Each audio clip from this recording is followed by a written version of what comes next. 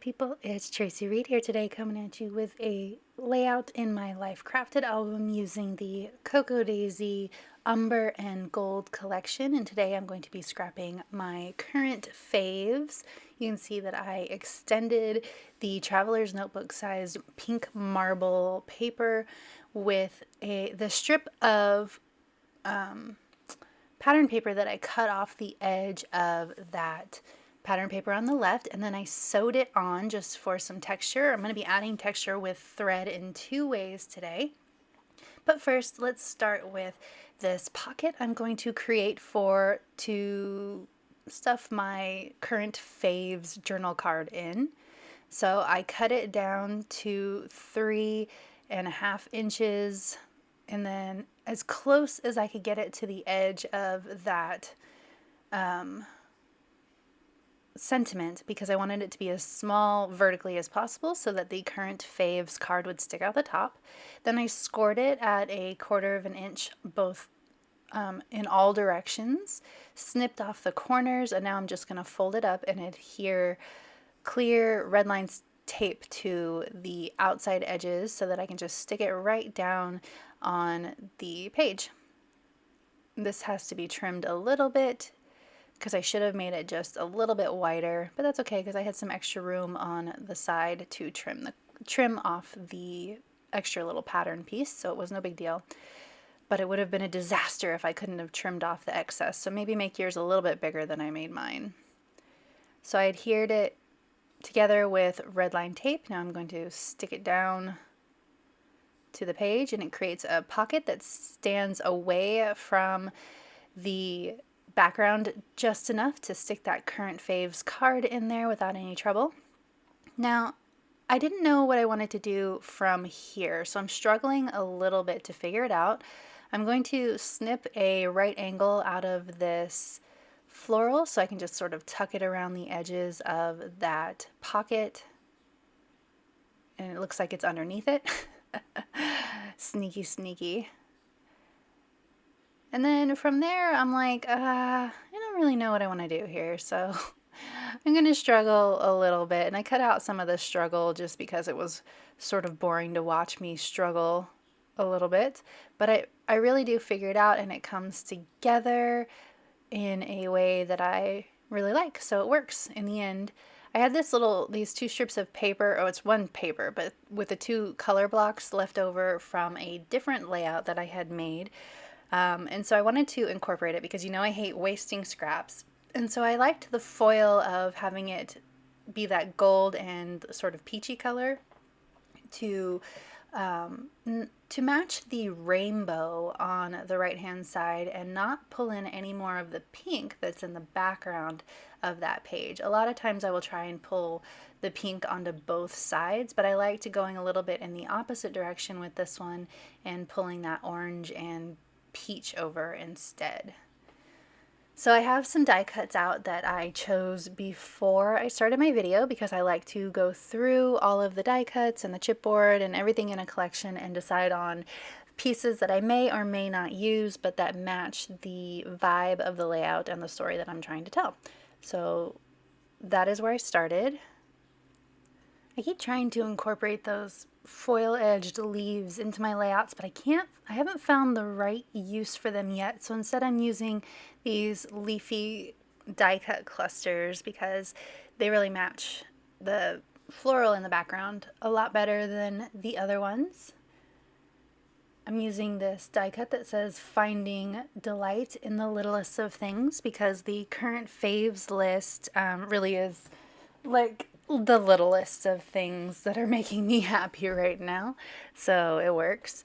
And I'm gonna stuff this behind the journal card so it's just sort of peeking out the top. I'm gonna make sure it looks good when you take the card out though too, because I'm a little obsessive like that. So I like the way that is framing the pocket cluster, and I'm gonna put this Love This So Much. And I'm really just looking at this going, gosh, I mean, I like it, but it's not quite feeling done yet. I added washi tape, you guys. It was amazing. Every time I use washi tape, I'm like, I need to use this more often. So I added it to the top of my photo, and I'm added to the top of the card as well, which I think, I mean, it obviously matches the washi on the top of the photo, but I also think it makes the card stand out a little bit better. I like that. I like the way it looks.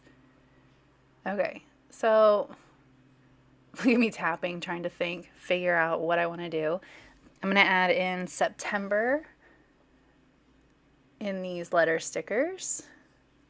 And then I need to add in like 2021. So I'm going to create a label with the label stamp in the collection.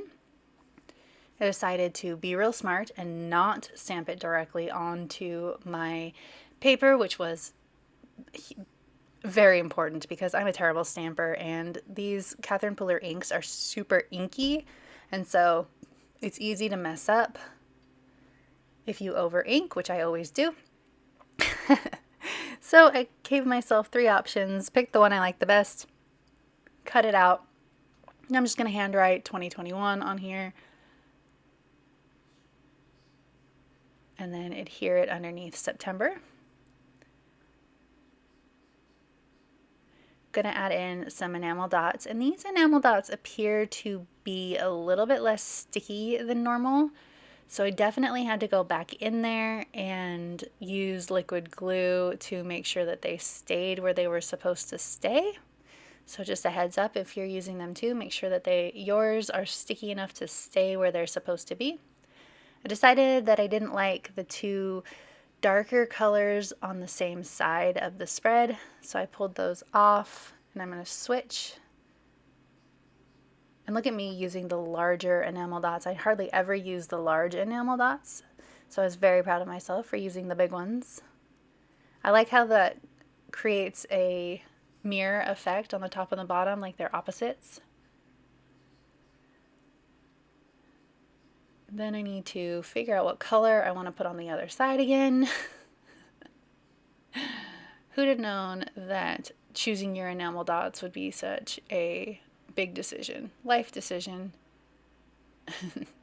I put these here, and then I realized I didn't like them over my shirt area like that. It looked odd.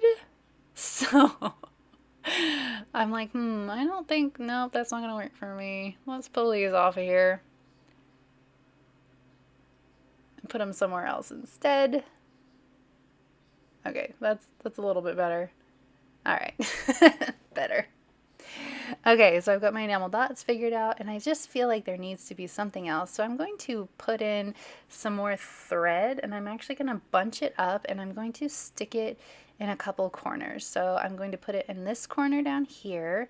I initially thought maybe I would run it vertically underneath the left-hand side of my photo, but it didn't look great.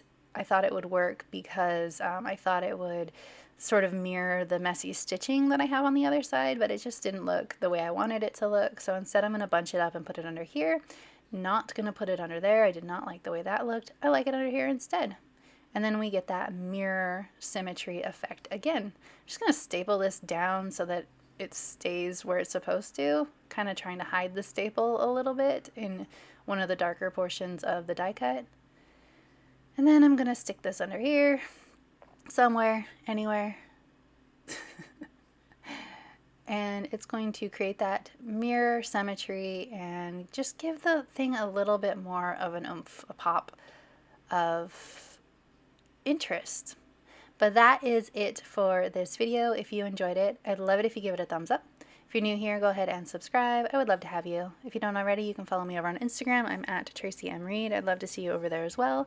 If you're interested in subscribing to Coco Daisy, there is a link in the description box, and I will see you next time. Thank you.